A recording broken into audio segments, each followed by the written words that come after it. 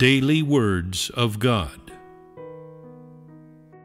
The three stages of work are a record of the entire work of God. They are a record of God's salvation of mankind, and they are not imaginary. If you truly wish to seek a knowledge of God's entire disposition, then you must know the three stages of work carried out by God. And what's more, you must not omit any stage. This is the minimum that must be achieved by those who seek to know God. Man himself cannot come up with a true knowledge of God. It is not something that man himself can imagine, nor is it the consequence of the Holy Spirit's especial favor of one person. Instead, it is a knowledge that comes after man has experienced the work of God, and is a knowledge of God that only comes after having experienced the facts of God's work. Such a knowledge cannot be achieved on a whim, nor is it something that can be taught. It is wholly related to personal experience. God's salvation of mankind is at the core of these three stages of work. Yet within the work of salvation are included several methods of working and means by which God's disposition is expressed. This is what is most difficult for man to identify, and is difficult for man to understand. The separation of the ages, changes in God's work, changes in the location of work, changes in the recipient of this work, and so on. These are all included in the three stages of work. In particular, the difference in the Holy Spirit's way of working, as well as alterations in God's disposition, image, name, identity, or other changes, are all part of the three stages of work. One stage of work can only represent one part, and is limited within a certain scope. It does not involve the separation of the ages, or changes in God's work, much less the other aspects. This is a clearly obvious fact. The three stages of work are the entirety of God's work in saving mankind. Man must know God's work and God's disposition in the work of salvation. And without this fact, your knowledge of God is but hollow words, nothing more than armchair pontification. Such knowledge can neither convince nor conquer man. Such knowledge is out of line with reality and is not the truth. It may be very plentiful and pleasing to the ear, but if it is at odds with God's inherent disposition, then God will not spare you. Not only will He not commend your knowledge, but He will also take retribution on you for being a sinner who blasphemed Him. The words of knowing God are not spoken lightly. Though you may be glib and silver-tongued, and your words can bring the dead to life and make the living dead, still you are out of your depth when it comes to speaking of the knowledge of God. God is not someone that you can judge rashly, or casually praise, or nonchalantly denigrate. You praise anyone and everyone, yet you struggle to the right words to describe the great virtuousness and graciousness of God. And this is what is learned by every loser.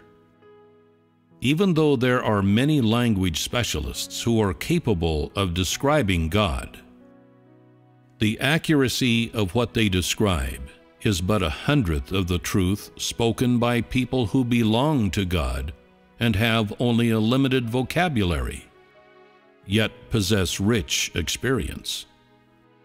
Thus it can be seen that knowledge of God lies in accuracy and actuality, and not in the clever use of words or a rich vocabulary. Man's knowledge and the knowledge of God are completely unrelated. The lesson of knowing God is higher than any of the natural sciences of mankind. It is a lesson that can only be achieved by an extremely small number of those who seek to know God, and cannot be achieved by just any person of talent. And so you must not view knowing God and pursuing the truth as if they can be achieved by a mere child. Perhaps you have been completely successful in your family life, or your career, or in your marriage. But when it comes to the truth and the lesson of knowing God, you have nothing to show for yourself. You have achieved nothing. Putting the truth into practice, it can be said, is of great difficulty for you. And knowing God is an even greater problem. This is your difficulty, and is also the difficulty faced by the whole of mankind. Among those who have had some achievements in the cause of knowing God, there are almost none who are up to the standard. Man does not know what it means to know God, or why it is necessary to know God, or what extent counts as knowing God. This is what is so confounding to mankind, and is quite simply the biggest riddle faced by mankind. And no one is capable of answering this question, nor is anyone willing to answer this question, because to date, no one among mankind has had any success in the study of this work. Perhaps when the riddle of the 3 stages of work is made known to mankind, there will appear in succession a group of talents who know God. Of course, I hope that is the case. And what's more, I am in the process of carrying out this work, and hope to see the appearance of more such talents in the near future. They will become those who bear testimony to the fact of these 3 stages of work, and, of course, will also be the first to bear testimony to these 3 stages of work. If there are not such talents, on the day that God's work comes to an end, or there are only 1 or 2, and they have personally accepted being made perfect by God incarnate, then nothing is more distressing and regrettable than this, although it is only the worst-case scenario. Whatever the case, I still hope that those who truly pursue can gain this blessing. Since the beginning of time, there has never before been work such as this. Such an undertaking has never occurred in the history of human development. If you can truly become one of the first of those who know God, would this not be the highest honor among all creatures?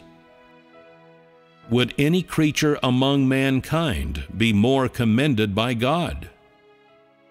Such work is not easy to achieve, but will ultimately still reap rewards. Regardless of their gender or nationality, all those who are capable of achieving the knowledge of God will, in the end, receive God's greatest honor, and will be the only ones that possess the authority of God. This is the work of today, and is also the work of the future. It is the last and highest work to be accomplished in 6,000 years of work, and is a way of working that reveals each category of man. Through the work of causing man to know God, the different ranks of man are revealed. Those who know God are qualified to receive God's blessings and accept His promises, while those who do not know God are unqualified to receive God's blessings and accept His promises. Those who know God are the intimates of God, and those who do not know God cannot be called the intimates of God. The intimates of God can receive any of God's blessings, but those who are not His intimates are not worthy of any of His work. Whether it be tribulations, refinement, or judgment, all are for the sake of allowing man to ultimately achieve a knowledge of God, and so that man may submit to God. This is the only effect that will ultimately be achieved. Nothing of the three stages of work is hidden, and this is advantageous to man's knowledge of God, and helps man gain a more complete and thorough knowledge of God. All this work is of benefit to man.